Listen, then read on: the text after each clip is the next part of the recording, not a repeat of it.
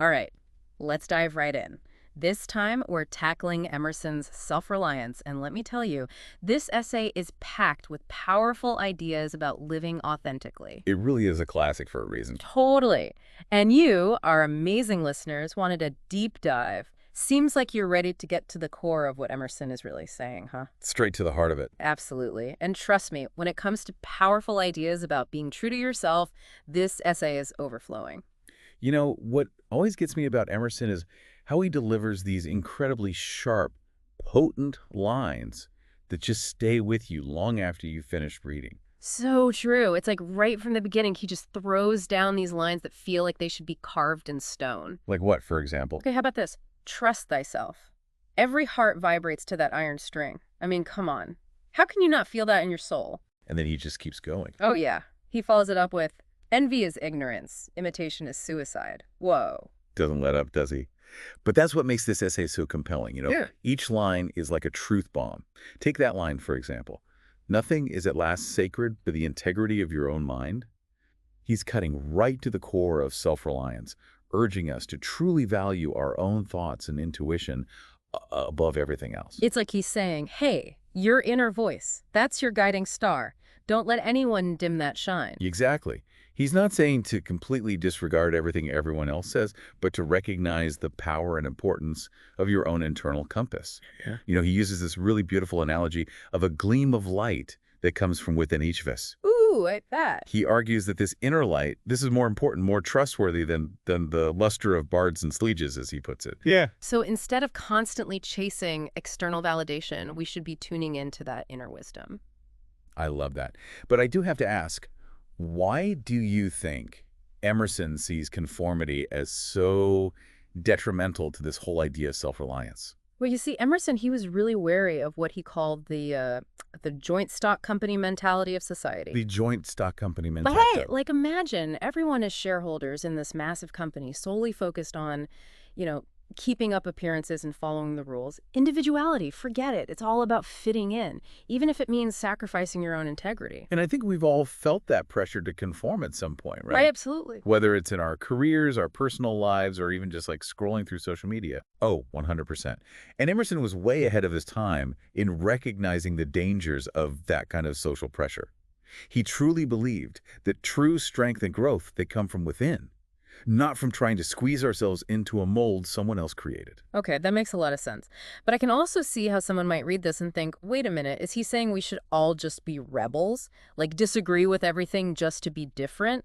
Because that doesn't exactly sound like a recipe for a functioning society either, right? It's a great point, and it's actually something Emerson addresses directly when he talks about foolish consistency. He's not advocating for mindless rebellion or constant disagreement.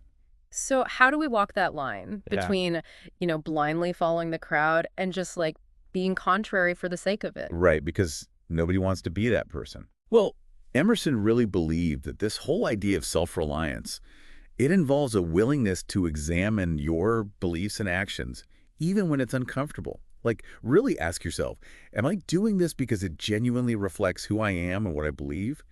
Or am I just going along with the crowd? It's about being honest with yourself, even if it means admitting you were wrong about something. Endosely. That's where that whole foolish consistency thing comes in, this clinging to a belief or a way of doing things just because that's how it's always been done. That's what Emerson wanted us to challenge. He truly believed in the power of growth and evolution, both personally and as a society. You know, it's interesting you say that because when I think back on times I've like clung to those outdated beliefs, it was almost always out of fear. Fear. Yeah, like fear of judgment, fear of the unknown, that kind of thing. That is such an insightful connection, honestly. Because Emerson, he recognized that fear. It often keeps us trapped in these patterns of conformity.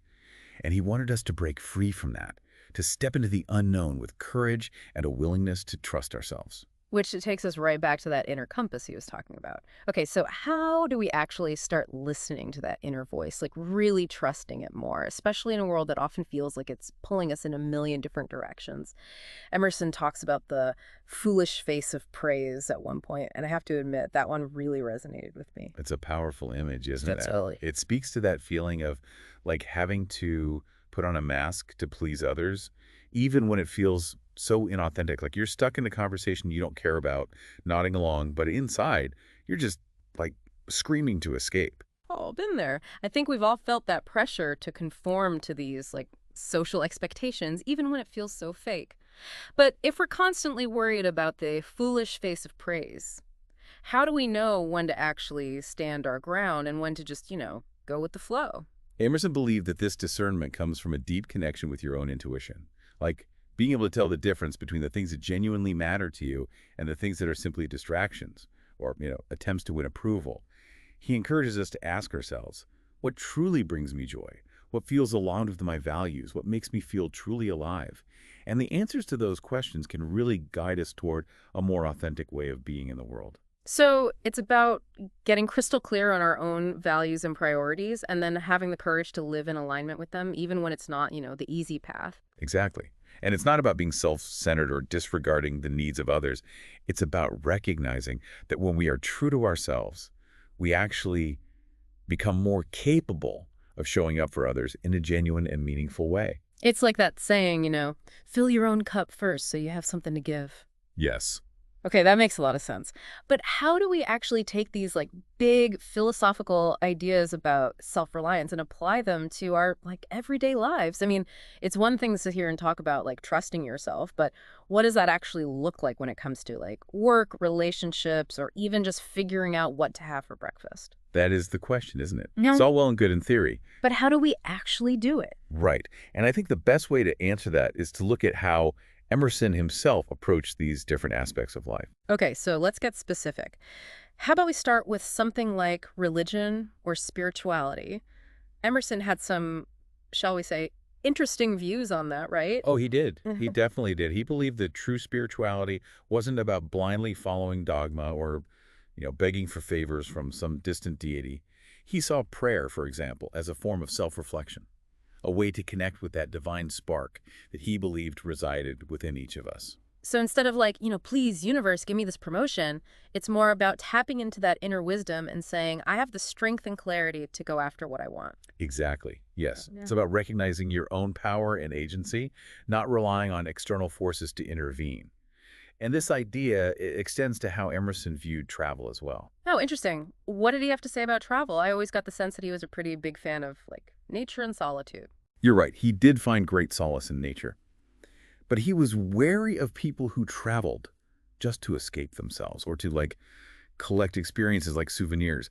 He believed that true self-reliance meant finding that fulfillment from within, not chasing external things. So like scrolling through Instagram travel posts and feeling envious isn't exactly what Emerson had in mind. Probably not, no. Yeah.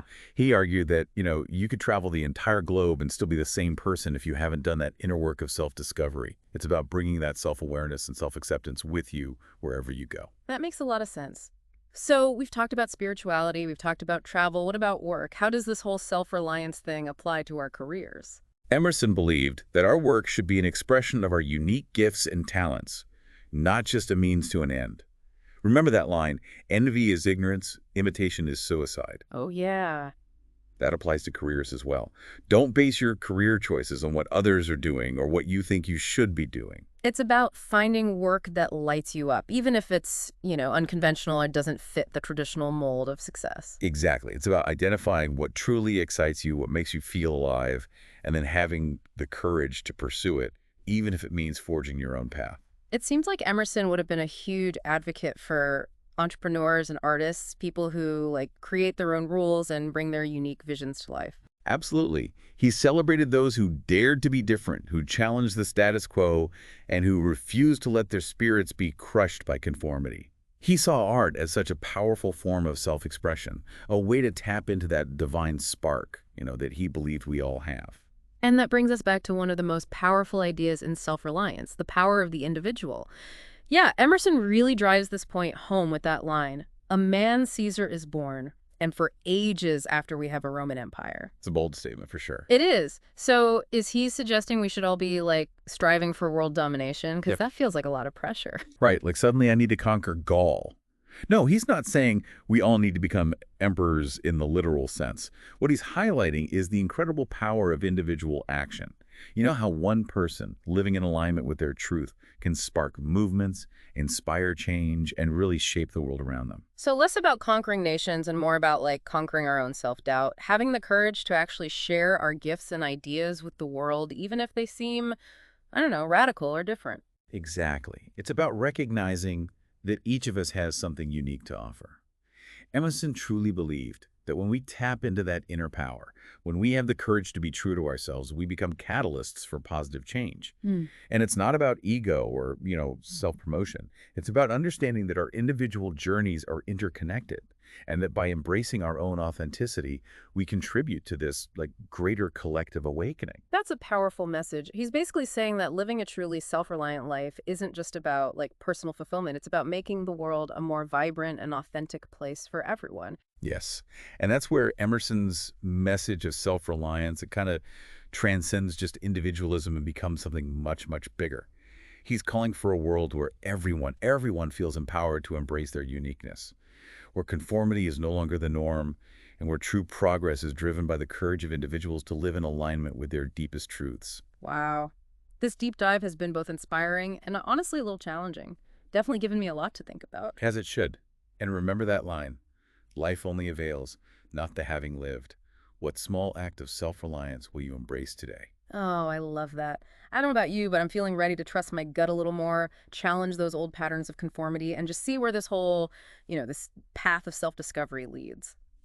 Thanks for joining us on this deep dive into Emerson's self-reliance. We hope you found it as thought-provoking as we did.